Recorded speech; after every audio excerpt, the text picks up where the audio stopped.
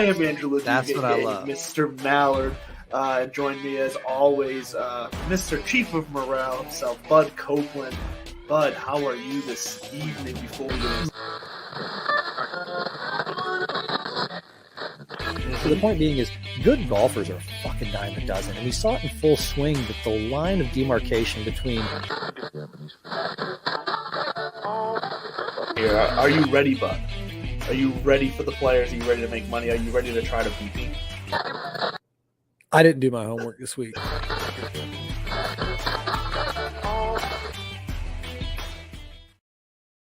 And welcome in, everybody. Happy Tuesday here on Divots and Pivots. Kicking off Tea Time Tuesday for the Fantasy Sports Network, Fantasy Sports Corporation Network, as always. Bear with me here for a second. I myself failed the show again. Forgot to send Bud the link in time. He's going to be on in just a minute. Anyways, though, let's get into it because, as always, Phil's been running his mouth. Him and Brandley, I'm never going to say his name right, guys. Him and Brandley going back and forth again this week. Phil's just calling him, basically calling him a baby who can't stand it all. It's a bunch of just whiny, more bullshit that is just kind of, I'm sick of myself. I don't want to hear it anymore. I don't want to watch it anymore. I'm not here for it. So that's going to be the 2 cents I say. I'll be curious to see Bud's opinion when he gets on here. We'll see what he has to say. But other than that, I'm done on it. I'm sick of Phil. I'm sick of all the bitching and whining from everybody involved. So we're going to move on from that. Let's get into it because the Charles Schwab Classic this past week, another successful week for your boys over here with our picks. We're still firing them off good. Myself took down Bud again in a final score of 361 to 296 as Bud comes in just in time to hear the scores. I already told him I failed the show and forgot to send you the link in time again. So that's on me that Bud's late. All my fault. How are you, Bud? Phenomenal. Oh, I sound it too. Are you sure? 1 second. We're having audio issues here. No, that's all right. But yeah, no, I was just going over our scores this week because it was another fairly close one. I did get the win 361 to 296 over you this week, thanks to another 5 or 6 lineup. But I believe that brings us, let me put up the graphic here, that brings us now to a season total of 7406 to 7286. So not too far off still the way our scores have been back and forth. With this is what keeps happening. Section left. Yeah. Yeah, but this is what keeps happening with you. You'll it's kind of close. You'll be giving me these little wins here and there, and then 1 week all of a sudden you just go off and annihilate me by like 200 points, and you're right back there. So I feel pretty good about where things stand right now. We're gonna have to go back and look at the week by week. I think you are dominating me right now on that. And I don't know who has the season high for points, but I will tell you this. I feel really good about the information that has been coming out of our brains these last few weeks. You know, picking some winners. You with your 5 or 6 lineups. There's some dark horses out there that have come out, but just can't quite break through. I needed Scotty Scheffler to win, and I went Sepp Straka. You got in my noodle. Mm-hmm. You brought him up, and I should have not paid attention to you. We do that to each other sometimes. It's not on purpose. Well, I think you're trying to met Jedi. I think this is like the whole DFS world that I've stumbled ass backwards into. I'm just a humble golf guy. Yes. Remember, like this. That's who I am. You know, deep down inside. I also just listened to Jack Nicklaus's press conference, his 35-minute presser today, and one of these days we're not going to have him anymore, and it's going to be a freaking shame. The guy was gold.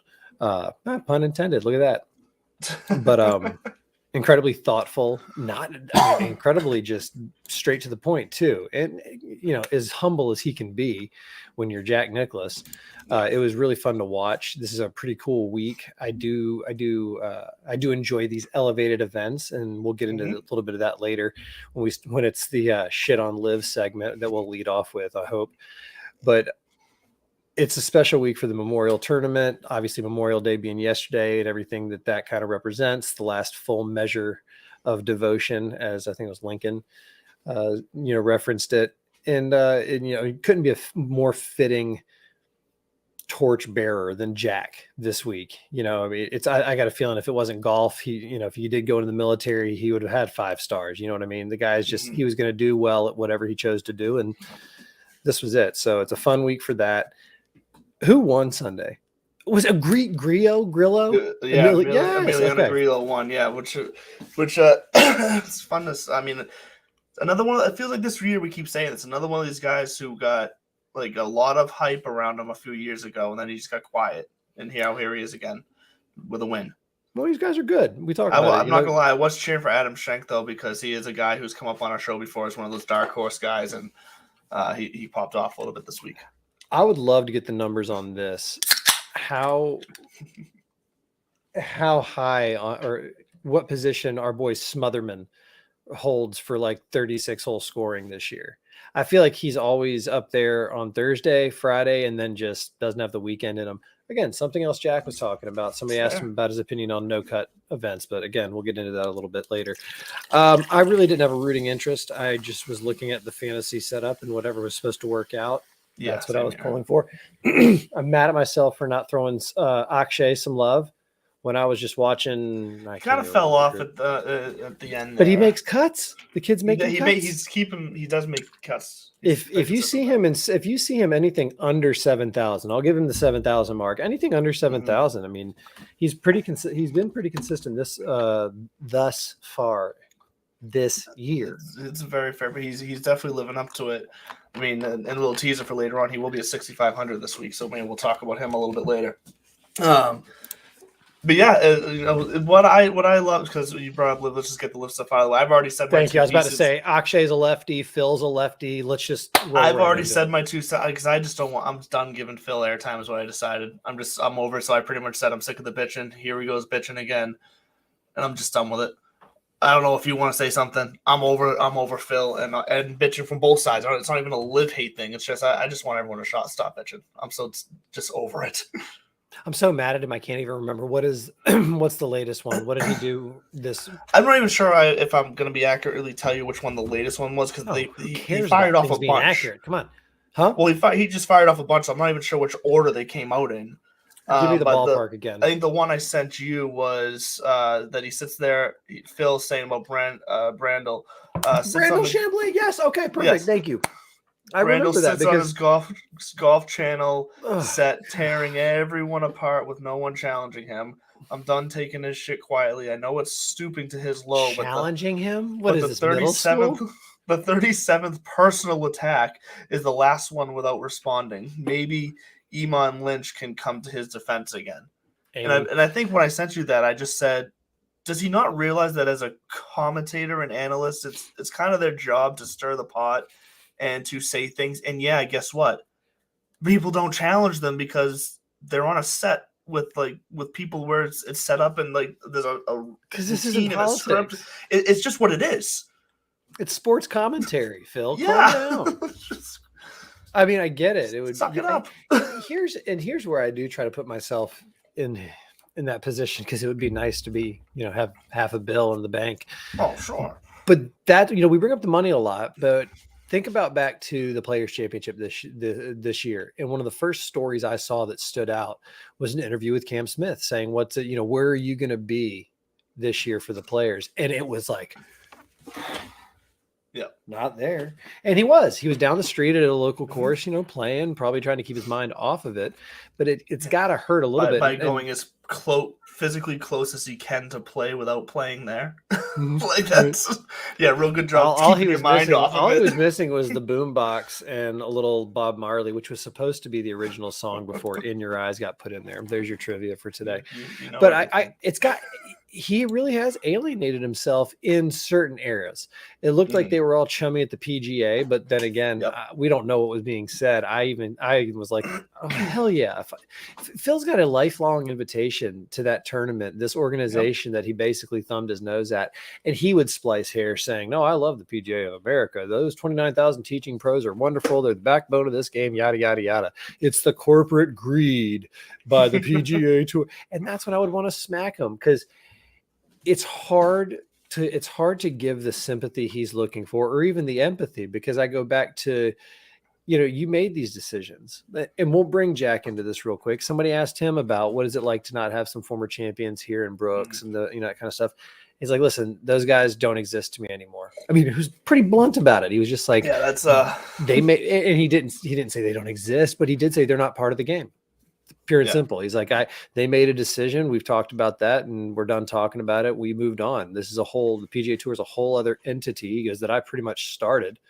So, I mean, I'm done. I don't. And the thought was, he even said he shot Brooksy a text after he won the PGA because Brooks is a damn good golfer. And if you ask the follow up, hey, Jack, do you wish that maybe he would have stuck around? Jack probably be like, you know what, everybody's got to make their own decisions. But of course I do, because he's a wonderful golfer. Sure. And that's my point, is I think Phil's out there looking for somebody to say, like, you got a point, and that you don't like no one has said it like, yet. You're going That's after why he keeps fishing. You're yelling at a sports commentator for personal attacks, which, I'm sure I don't think I've ever been personally attacked, because nobody's really knows me well enough to hate me that much. But to have that much money, to have that much talent, to have that much, that you've accomplished, don't be Ty Cobb. Ty Cobb was a phenomenal baseball player, and people would say, like, oh, he's the asshole you would want on your team. Looking back, no. Like, was it really necessary to go about the game that way? Was it worth it? Sometimes people will challenge Bob Knight as a college basketball coach great, because could he have been greater if he would have just gotten out of his own way mentally? And he would probably fire right back. That was the fire that drove me. What you saw was just me getting my engine going, whether it was choking a player or throwing chairs. All this to say, Phil, keep thumbing away, keep throwing them out there. I think it's wonderful. I like this kind of childish back and forth, because it gives us stuff to chew on. It's not advancing anything, but he does. It's weird, because there's the kind of like, wait, see, I told you all this was true. And we've said it before. Did you have to actually light off some dynamite to get the fire started? Like, was there a way to kind of maybe get a slow burn going? He'd probably say they've been trying for the last 10 years and falling on deaf ears and yada, yada, yada.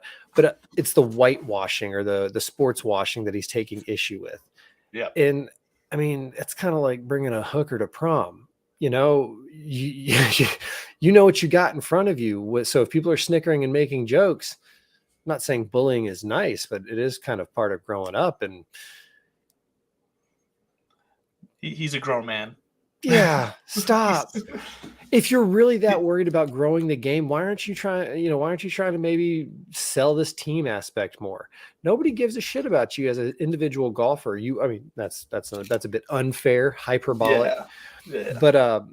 But like Jack said, not really part of the game anymore. I think Phil will show up and show out at these majors, especially like Augusta, that's friendly to older, not the walk, but these older, more familiar players.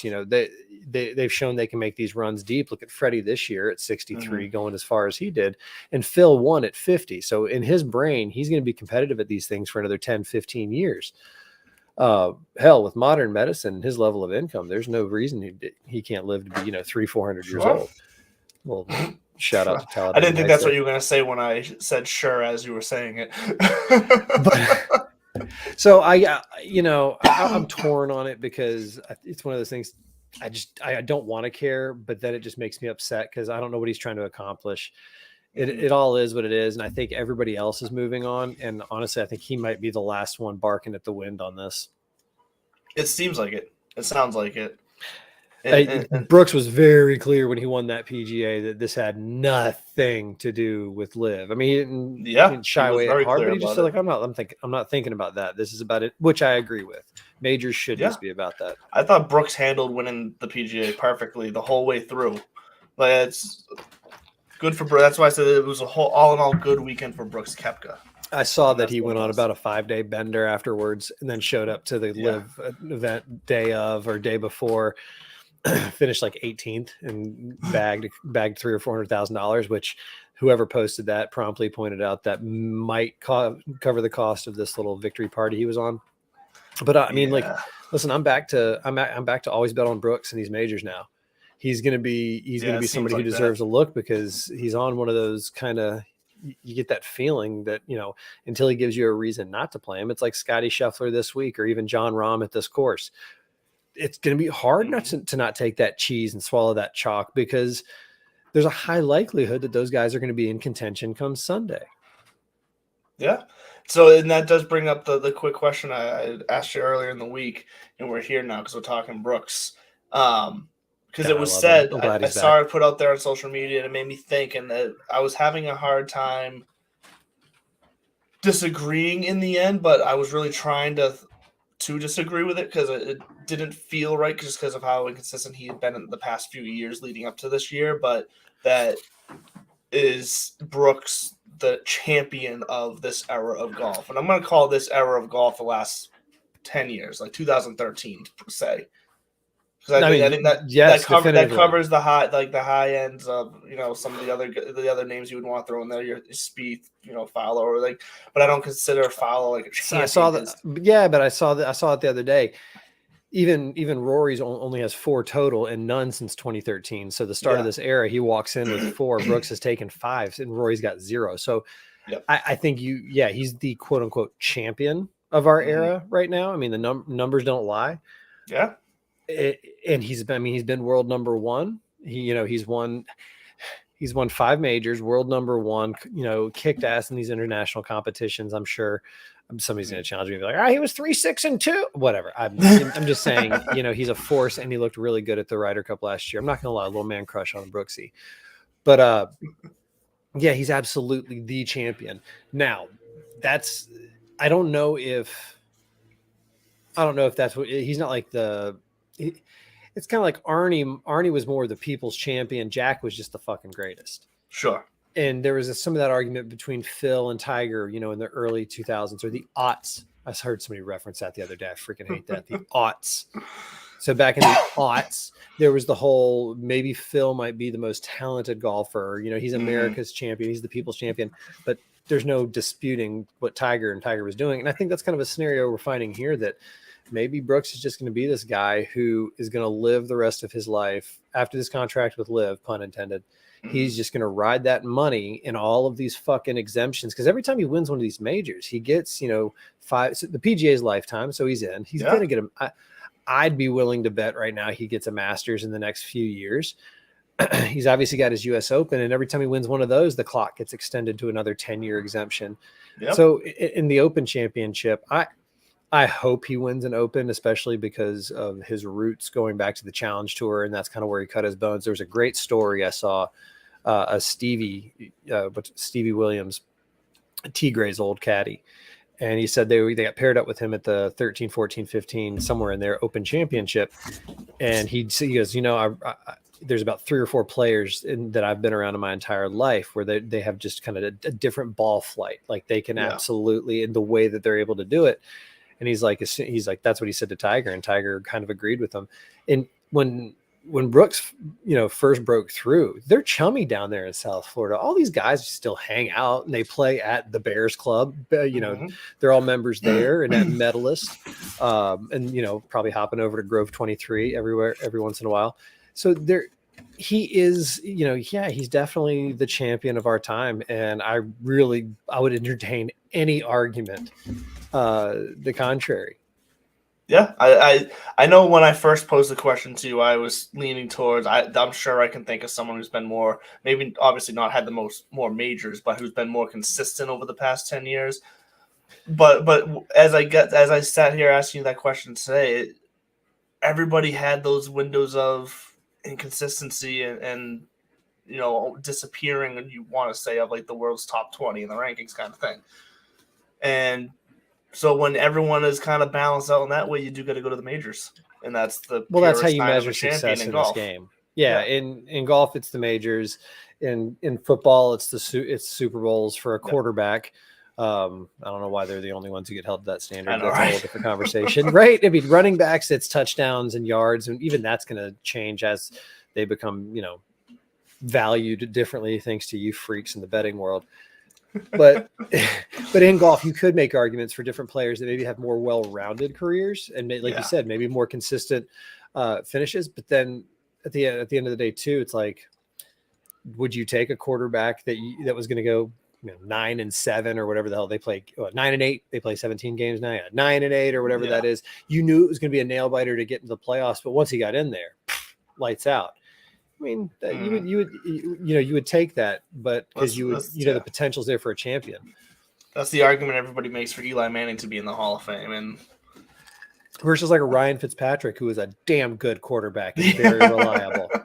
No, not Ryan Fitzpatrick, but you know who I mean, like an Andrew Luck, who like Andrew Luck was a way better quarterback than Eli, and it's like, I mean, that's the whole Aaron Rodgers more talented than Tom Brady conversation, where you're like athletic, eccentric, maybe, I don't know, but I'm not even sure if athletically Aaron Rodgers necessarily was. He had a stronger arm, but it's not like he moved much different than whatever. That's a whole other conversation.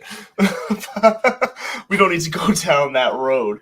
Analyzing the gait of Tom Brady versus Aaron Rodgers. You only that's the pivots part of this divots and pivots experience that you've tuned into or are tuned out of. All right, so let's get back to the memorial. The golf course is a freaking monster. It's a beast. I know we have to give some love up here in a minute, but just as a reminder, this property, Jack bought this property in 1966, right after, shortly around, there we go. I'm going to hedge on both sides of this, but it was right around the Open Championship. He wins his first one, gets this property, and didn't really open Muirfield until I think 74, 75, 76. 74 is I think when they opened up, because 76 was the first memorial tournament, and he also played that opening round with Tom Weiskopf, set the course record at 66. It's been broken since then. I think it's 61 now. But he used to hunt rabbits with his dad on it. This was always like a long-term plan of his to give back to his central Ohio kind of roots. And I like the homage to Muirfield overseas with the role that it plays in the game, in the history of the game. People like Urban Meyer live out there. Jason Day lives out there. It's one of those planned communities that even has its like an internal governmental structure and that kind of shit. So I'm curious to know how much time he actually spends there now that the Bears Club, down in South Florida, and probably just warmer down there. But the golf course is a freaking monster. In Jack's own words, it is long and it is fast this week. So I've got some interesting takes when we get to our DFS on why I'm picking certain traits and aspects this week. But I love it. Just basically, you have to ask yourself, would this person be able to win a major? That's kind of the question you're asking when you're looking at your pick, if you're picking your winners or even kind of anchors for your lineups. Yeah. I mean, you nailed it. We'll get into the details of that. Real quick, hold on. If you haven't seen it, Google Jason Day in his backyard setup. And this is in his Muirfield Village house. His backyard. He was one of the first ones. First of all, he's got this gigantic barn, and he's one of the first ones to have the animatronic greens that they can reset up in like 12 inches or 18 inches of tilt. Yeah, I thought I've seen that before. So that is. He's got 3 different greens with 3 different grasses from like the same shit they use in Augusta and overseas or whatever big tournaments they're setting up for. He gets everything shipped in. These guys are on a different level than the half buckets you and I squeeze in on lunch hour. So it's a pretty cool thing to check out. But also Jason Day is a sneaky good name to keep in mind this week. Yeah, and speaking of shots, I took 93 shots this week. So yesterday over at the Merrimack. Shout out 93 shots this weekend. Shout out to the Merrimack Valley Golf Club in Methuen, Mass over there. Donald Ross design. Donald Ross design. Good challenging course. I wish the greens had been in better shape. They were pretty impossible to read just because they were so beat up. Unfixed ball marks and then dead spots because there was a lot of weird bounces happening. People who don't fix their ball marks, there's a special place in hell for them. Yeah. And I'm not talking about like the fun spot where I'm going to be with the Kennedys. I'm talking about like Dante's 8th Inferno. I actually got out there this weekend too. I serendipitously had Friday off, and my brother-in-law just reached out and said, "Hey, you want to go play Saco Biddeford?" Or I guess it's Biddeford Saco golf club. I'm not sure. Well, we always say Saco Biddeford. But that's just because that's how I was introduced to it. Then I was pulling up to it, and I noticed it was Biddeford Saco Golf Club, which it doesn't roll off. I'm sure if you just put those 2 words together in any order, people will know what you're talking about if they know the place. Pretty much. It too is a Donald Ross, not too what's the word I'm looking for? Inspired or creative tee to green, but the greens were beasts. I got around in, I want to say 76. So I was pretty proud of myself. And our group won whatever freaking tournament thing that we were playing in. Oh, sweet. Okay. Yeah, I don't know. Apparently I might have some gear or cash waiting for me somewhere. So hell yeah. Well, congrats. Oh, thanks, buddy. I really appreciate that. And 1 week from now, we'll be doing this show, and I will either be talking about redemption or another dose of shame, I tee off at 8:10 Andover Country Club. Be there or be square. Nice. I'm looking forward to it. Don't be square. No more squares on your This is scorecard. shit. Only circles. Let's get into it here. Oh yeah, super creative there. I know. Let's get into it here. I like it. Let's quickly hear from Underdog here. We're going to take a quick break, and then when we come back, we're going to get into our key stats. We're going to start throwing some names at you, so be ready. Build those lineups with us. We'll be right back. Underdog Fantasy is here to save your post-fantasy football season blues. The easiest place to play and win with the Underdog Fantasy app.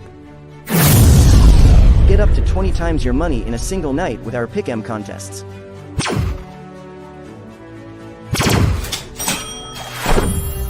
Grab some insurance when setting your picks and win even when one pick fails. Go online now and use the promo code DIVPIV to double your deposit up to $100. Sit gingerbread, good girl. DIVPIV, that spells DivPiv. Get over there, use that. They'll match your first deposit up to $100. Ton of fun. I consistently keep winning money over there in golf, so the tournaments are ripe for the taking, so join in on that fun. But let's get into it. Let's see how we can win some money over on DraftKings this week. And lo and behold, in any other format, these picks should help you out if you're playing like Bud plays in a private kind of setup, winner pick'em league, or snake draft. You can still use these names to target however you're playing this week. So listen up, class. That seemed aggressive, but I know. I was actually a teacher, and I would say, "Oh God, I'll get canceled." Anyways, though, this is let me switch this order to salaries so I have it ranked as my, By the way, for those of you keeping score at home, my other league is officially known as the Stork Insurance Invitational, which is actually the guy who runs it does a phenomenal job. His write-ups every week are kind of quippy, and they give a little 1, 2, 3 podium finish, who did what. There's some creative names and whatnot, but the point you made is valid, where this helps me tremendously with trying to suss through all the nonsense and actually make sense of it. We use Bovada odds. You pick 4 golfers, 1 in each tier, and you really just hope for the winner, because that paycheck can erase, unless somebody has 2, 3, and 4, which even that, check the money sheet. I don't think that even tops out. In this week, speaking of elevated event, $20 million purse, 3.6, something like that going to the winner, and a lot of milkshakes. I love that. I love that the milkshake is part of the whole allure of being able to actually get to Muirfield Village and get in the clubhouse. So the milkshake, huh? So who doesn't love a milkshake, right? 14 different flavors. I can't order the one that I want, which is the Buckeye. On principle, a bunch of people in my family went to Michigan. They're from Michigan. Can't do it. Not going to happen. Wouldn't be prudent. But that's fair enough. So what are you thinking about? Yeah, what are you thinking about to get around Muirfield Village? Yeah. So the stats. So once again, strokes gained, putting, stroke gained, approach. Those have been key for me all year. They've been working. I'm leaving them in. So I've been switching up to 3, as you guys, if you're listening regularly, know every week. So we're gonna go with opportunities gained this week, and I'm gonna tell you why we're going with opportunities gained as an outlier here. As I bring down the course breakdown tab over on FantasyNational.com, super useful. But ball striking is actually higher than average. Ball striking is a funny word. Sorry, go ahead. It is. Ball striking is higher than average here than your average PGA course, tour event, I should say. Excuse me. Don't you go dying on me. But greens and driving accuracy is also way above the average tour event here, which I believe is probably what is skewing that ball striking number a bit, because obviously it counts coming off the tee as well. What's lower than your average PGA event here, though, is greens and regulation. So I want guys who are going to be able to put themselves in position to score on a hole and hit those greens, going specifically for opportunities gained, because they're going to need to score this week. So opportunities gained is where I'm looking there. Par 4 is 450 to 500, and then proximity 150 to 175. Those are mine. Did you hack my computer? Those are mine. Do we have the same 5 or not 4 or 3, however many you have? We did not just become best friends, but we do have a couple of the same ones, and I'm actually just checking up on the last thing, because Uh, I mean, it makes sense why you would already starred like my entire top 10 no, before I even started mine. I did that to snag the ownership projections. I should have just started. Or am I leaving breadcrumbs and little Jedi mind tricks? No, I got par strokes gained putting, because this is a course that I mean, I actually do think that you have to be in good form. You're not going to find form putting around Muirfield. No. Especially when Jack says he wants them fast, or tune them up a little bit. I think he takes a little bit of pride if he wants to see them struggle. I think he would say he wants a fair setup. But I think if you also asked him, what if nobody finished under par? He'd say, well, that's then the golf tournament. That's just, what the way it is. Wouldn't you enjoy that if you held all the records in the sport too? Wouldn't you enjoy that? He's a way better man than I am. I would have been a recluse by now. I would have been, I probably would have been at my club or wherever, just don't, leave me alone. No pictures. I just want to play my golf and watch golf. Fair enough. Go ahead. Strokes gained putting is in my lineup this week. I trust the short stick if you're hot with that, and get you out of a lot of trouble and help you convert a lot of opportunities, which is why I've got opportunities gained as one of mine as well. And then par 4 is 450 to 500. But the fourth of my key 3 is good drives gained, because while the rough can be punishing around here, Bryson did it at Winged Foot, where he was able to, overpower, or kind of over muscle the rough. Yeah. And you don't have to be that big a Hulk to do it. Tiger famously, well, he was a Hulk for a while, but he could just dig it down and get it out of there and launch it up high. And with the gear that these guys have and the shafts that they're using now and the steep, swing angles they take, just like Scotty Scheffler, they can launch that ball high enough. So even if you miss the fairway, if you're converting that bad drive into catching the green and giving yourself an opportunity, that combined with rolling the rock well. But I like that you pointed out 450 to 500 par 4s. It's gonna be that kind of week. 7 out of the 10 are at that range. So who is swinging it well off the tee and get it up there? I wanted to add bogey or better, avoidance, basically bogey avoidance. Sure. But I don't know how much stock I put into that anymore, because these guys seem to be able to rip off 2, 3, 4 birdies in a row when they do F up. The top tier guys. I'm not talking about the stuff that just takes me out of it. Like Jack even pointed out, they were asking, why'd you do so well all those years? He goes, figured out how to concentrate over 72 holes. He's like, I was never a big fan of going par, birdie, 8.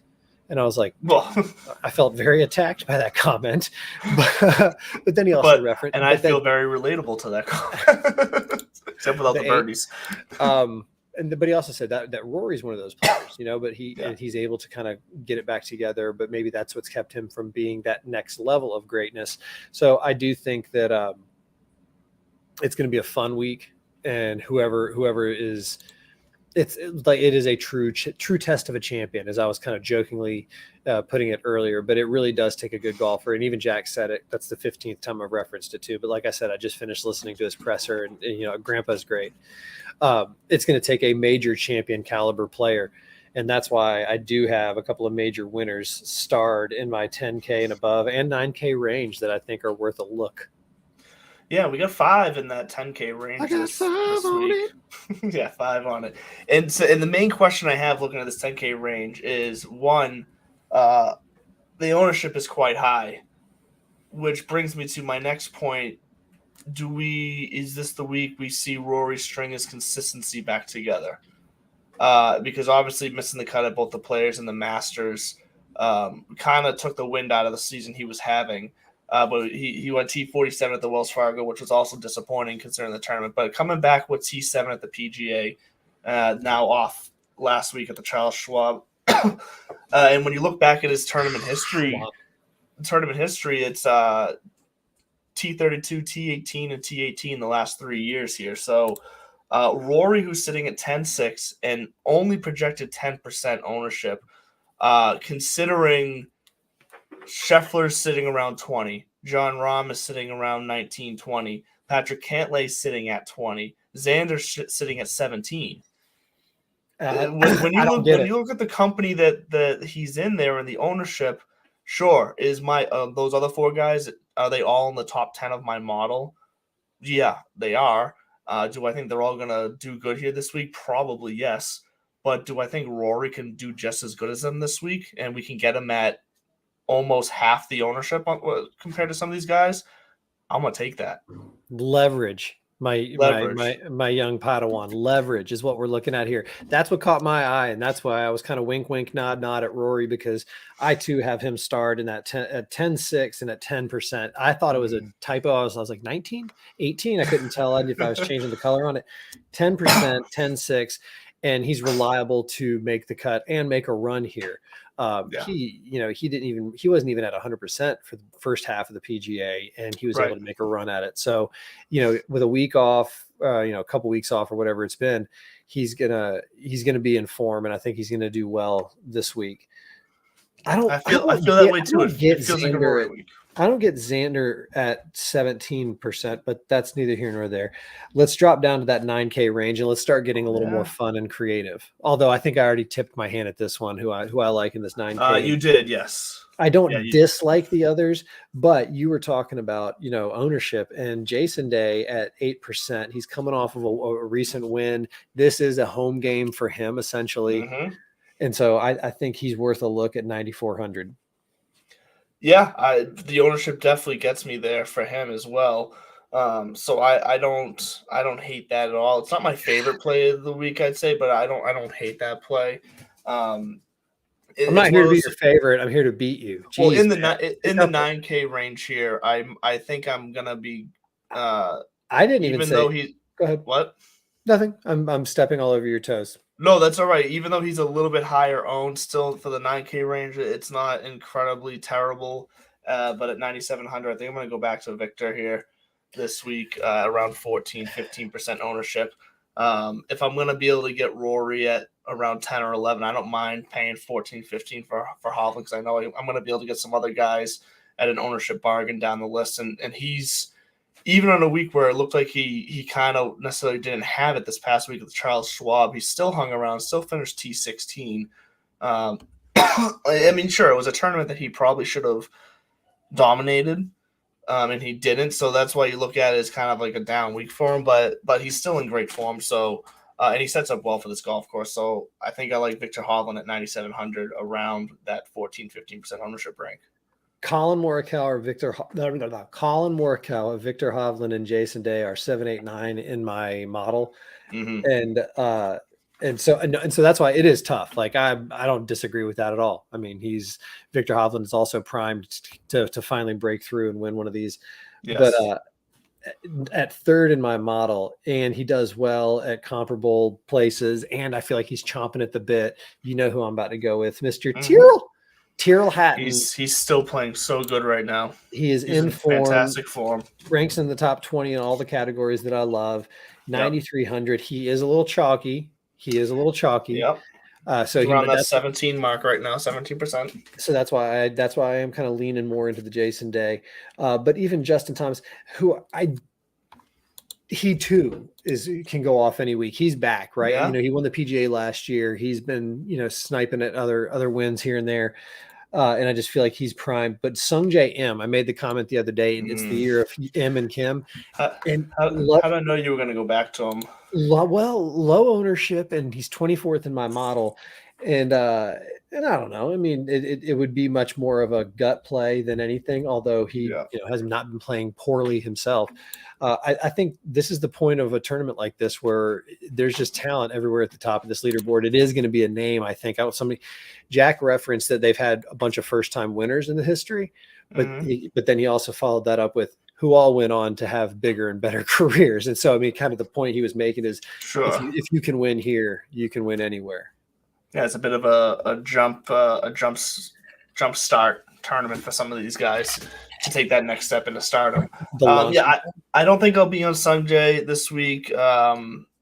Something's just not looking right about his game to me right now.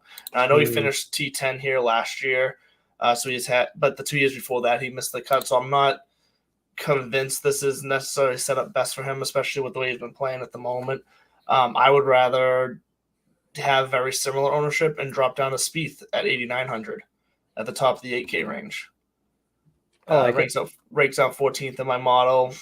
roughly the same percentage as Sungjae Im, and I feel more confident about playing Spieth. His history here is phenomenal. Going back to 2019, he's got a T7, T13, T18, and then T18 here again last year as well. So Jordan Spieth, great history, comfortable here, sets up well, in pretty decent form. So I know he's got that wrist thing that was kind of sitting around there, which I do think still affected him a little bit more than you were hoping it would. I don't think you were way off base and that it's nothing serious, but I think he might have made some slight adjustments to compensate for it. The level they need to operate every tiny thing is not serious, like in a life-threatening way, but definitely when you're talking about, impacting their play. Yeah, so I do like Jordan Spieth this week, especially if I'm going to be able to get him at under 10% ownership. He's sitting at 9.7 right now. So I really like that ownership percentage. And then going a little bit lower into the 8K range, another guy I love the ownership on, who I've played quite a bit of this year, is Wyndham Clark again. I'm going to go back to him. He's showing up 10th in the top 10 of my model at number 7. So at 8,200 and around 10%, Wyndham Clark and Jordan Spieth are going to be where I kind of lay a lot of my chips in this 8K range. Well, I will see your Wyndham Clark because Wyndham also pops off at 5th in my model. So for the same reasons you love him, I love him. We all love Wyndham Clark. Sure. Go Wyndham. But I'm going to go back up a little higher in Ricky Mustache. Come on down. He's in form. And I know I've abused that term already, so somebody take away that card. That's but fine. He's been playing well. He's back. This is the kind of tournament that, maybe the stars align. And he's not, he is 10th in my model. So this isn't just kind of like a flashy, I want him, I want him to win, so I'm going to bet on him. No, I mean, like I've been trying to trust my numbers just to give some validity into this wild experiment. And I'm not alone. 17% is kind of chalky for 8,500. But there's the strokes gained home life thing that I'm believing in here too, where journalists and these people on the inside and in the know who follow these guys around, I'm not going to say they're prognosticators, but they usually are pretty accurate, right? Otherwise we wouldn't listen to them. They wouldn't have any kind of validity to what they do and they talk about. And there's been is Ricky, is this his time? And I mean, that could also just be me taking, the BS marketing that they want to put out there because he is a fan favorite. So what do? Pump him up until he breaks through because it's great for all of us. But, there was a while where literally nobody in the world you wanted on a 15 to 25 foot putt or any putt for that matter, other than Tiger Woods, than Ricky Fowler. And then all of a sudden he fell off and it's Cam Smith kind of holds that mantle of like the guy can sink anything from 15 to 40, 45 feet at any given moment. So if Ricky is trending, I like me some Ricky at 8,500, but Wyndham Clark is probably going to get most of my love. And there's one other person in that low 8K range. And if it's a week that I like Tyrrell, I love Shane Lowry. I like my boys from across the pond. They usually will at least make the cut. Although I think Shane screwed me recently, but we're going to give him a redemption shot. 8,100, 13% is, I'll take it with Shane Lowry because on comparable courses, he also ranks out. So like Bay Hill, again, these major caliber, either Bay Hill or a Pete Dye course. These are the names that pop up, which is not a shocker either. That's why Corey Connors, everybody's in love with Corey Connors after the run that he made. Yeah, he's almost 19% right now ownership. So he also ranks. Can't disagree with it. I just don't want to spend that kind of capital. Well, exactly. Yeah, he ranks out in my top 10 as well. He's actually number 10 on the dot. But yeah, at 8,300, I'm not gonna take that ownership. That ownership hit. It's just too much for me. But you're not wrong on Shane Lowry. I mean, he had the one miscut at the Wells Fargo in his last 5, but other than that, he's been solid. And that's with him not putting very well. He ranks 111th in this field in putting. So considering that he's still 4 out of the last 5 made the cut, 2 of them within the top 20 finishes as well. Both of those at the last 2 majors, the Masters and the PGA. I don't hate the Shane Lowry play at 13% ownership either. It's just one that I'm going to let you play and not myself. That's why I'm going to finally make up some ground on you this week. Well, let's jump into. Oh, sorry, you have one more? No, not at all. I was just going to say, go ahead. Oh, I was just going to jump us into the 7K range here because the 7K range is surprisingly kind of scarce for my liking this week. Usually I make all my headway in the 7K range here. It's feeling a little dry to me this week. I do like Russell Henley at 7,900 right at the top of it. At about 9% projected ownership. He's been playing well, only one miscut in his last 5. So I think he sets up well here. If he can just putt a little bit better than he averagely does, he should pay out just fine for you here. Emiliano Grillo ranks out well in my model, but once again, we're not playing the guy the week after he wins, especially if he's, no offense, Emiliano, but John Rahm or Scotty. So I'm not gonna. Even with those guys, we still say that the back-to-back weeks is unlikely. But for someone in the 7K range, that back-to-back, that second of the back-to-back usually means a miscut, not just a not win. So I'll be staying away from him. It seems like most people are as well. He's only projected like 5% ownership. So that's it. But then other than that, I got to kind of go down into the lower 7K range before I start finding some guys I like again. And down here, one guy that – so first of all, I think I'm going to go back to Christian Bezuidenhout again. Went to him last week. He played well, finished T21. He has a decent history in the 2 times he's played here, both top 40 finishes. So I like Christian this week, around 10% ownership. So him, and then I might play Tom Hoagie. Tom Hoagie's been burning me recently when I play him. He's been burning me, and I'm talking myself out of it right now because he's missed the cut the last 2 times here. And there's a reason why he's only about 2 to 3% ownership right now. He just ranks out well in my model, but I might play a little. I'm not going to play Tom. I just talked myself out of it. Forget what I said. I'm not playing Tom Hoagie. You sure about that? Yeah. Yeah, I think I'd rather pivot, honestly, to like a Kurt Kitayama, who's not necessarily who's been very inconsistent this year, but he had a T4 at the PGA and then T29 last week at the Charles. So maybe he's found a little run in him right here, and we can capitalize on catching him mid run. All right. Well, that's all nice and good and well. I'm glad you made up your mind on whether or not to play Tom Hoagie. No, I'm joking. I got you. I got your Russell Henley, 14th in my model, and also I can't remember what tournament it was. He was, he has been the top of the leaderboard or near it on the front page at least recently yes. enough to give me some recency bias when the numbers match up. I wouldn't sleep on the returning champ Billy Ho. Again, sometimes all it takes a little familiarity, but I'm not actually probably going to play him for any other reason than if I've got to plug something up. Then that matches that number, I'll take him. I just I like to not like Billy Horschel, but I also think that he's okay. We're not going to talk about Billy Horschel. Kurt Kitayama, I already had him to play out of his mind compared to how he's been playing. Yeah, that's the this problem. Week. Kurt Kitayama, though, I had him starred because that deep down and still top 40 in the numbers means I'm not worried about leverage when you're spending $7K for a guy, unless all of a sudden the leverage is wildly upside down on its head. Sure. And also they got him in a featured group. So it's kind of like, maybe they know something we don't. Or again, Bay Hill. You win Bay Hill, which is a comparable test for these guys. And so Kurt Kitayama at 7,400. But back at the top of it, I skipped right over him. Not Siwoo. We're not going Siwoo Kim. We're going Tom Kim at 7,900. Yep. Something about he's already won earlier this year a couple of times. He's an up and comer. He's not playing horrible. He's not playing. He really just needs to find the putter. He's got to click exactly. And I know it goes against what I said earlier, which is you don't find your putting at Muirfield. You did say that. Maybe he finds it before. Maybe he finds it before maybe he finds it on the range just outside of the course.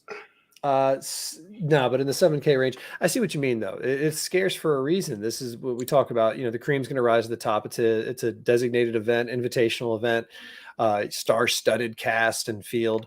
And so there's going to be a lot of top-heavy lineups. I don't even know, other than Aaron Rye in the 6K range, Tommy Two Gloves at 6,500. He's 23rd in my model.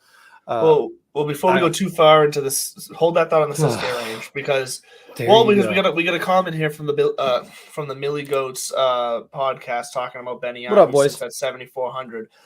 saying that Benyan is he's hot right now. He is hot. That he's so hot right now, but he's also, the numbers don't line up for me. He's, I think, 60th in my model, which I'm just going to disregard it if you're not in the top 50. I mean, that's how much I believe in my numbers. But if, recency bias, and he, I was about to make a comparison I shouldn't, but he is one of those players that if he were to break through or make a run, you wouldn't be shocked. And that's the point that we make about this tournament this week, is it's not going to be some strange name, that jumps out of nowhere. See, this is so Benyan's one of those guys for me that I kind of feel like I feel like we've already seen his peak. Wow, bold statement. I know it's a harsh statement, and I feel bad about it, but I feel like he was riding this hype train, and very well, so like he was improving, basically like 2017 to 2019. I feel like he was at the height of kind of what he was doing, and he's just kind of gone downhill from there. And not wrong. He's playing well right now. T14 at the AT&T, T21 at the Charles. This past week, only one missed cut in his last 5. But look, he hasn't played any of the majors this year. And I know this isn't a major, but this is a major type field.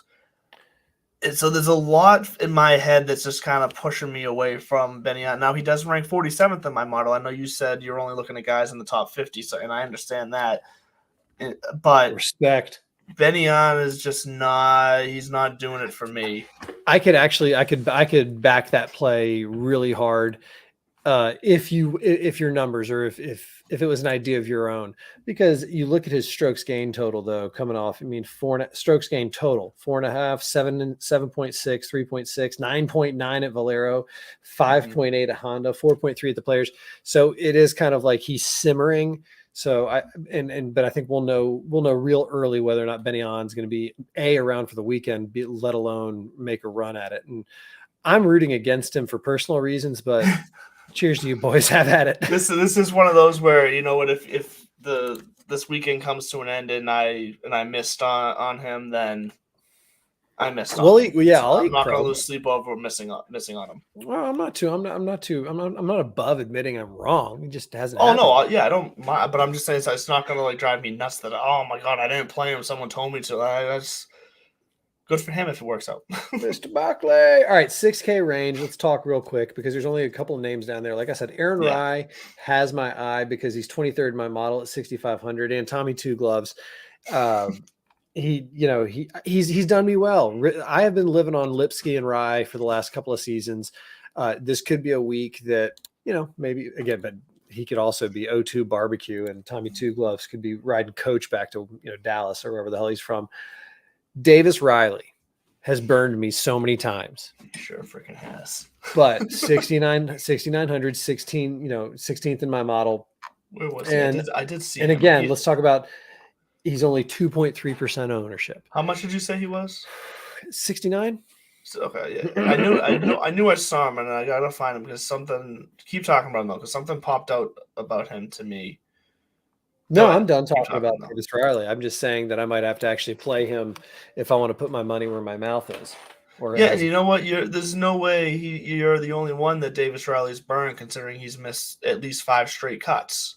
I know. Like that's what it was that jumped out to me, is that his entire 5 tournaments to show up on the recent results on Fantasy National. These are all you're talking about, top tier stats, though. I'm talking about bargain shopping for somebody on a prayer might actually come through and win. I don't actually expect a 6. Here's the difference between you and me. I've accepted that 6 out of 6, like a perfect lineup, is going to happen once a season, maybe. Sure. And I get it. That's why you're probably beating me right now, because your goal is always perfection. I'm more of a realist. And I'm looking for that 4 out of 6, 5 out of 6 with a winner. That's what I think is much more likely, is to pick the winner and to be fair, have that make up the difference for not having a perfect lineup. And to be fair, from a point standpoint, you've kept it close doing that, even when I've had 5 out of 6. So to be fair, I think there's something to be said by I both appreciate that you're strategies. being fair because I would not be fair to you if the numbers were reversed. No, so I chewed through my 6K. What do you got for 6K? Yeah, so I hear you, Davis Riley, and I get it because he did finish T13 last year. Like, so and honestly, the numbers do line up for him well at this course. He does rank 13th in my model, so it might be one of those where it's you just trust that maybe you're trying to, like you said, trying to catch the start of his comeback, I guess, if you want to call it that. So I don't necessarily hate that. Now don't feel persuaded when I say this name. I don't want to hear you blame it on me again. But I'm going to go back to Sepp Straka as well.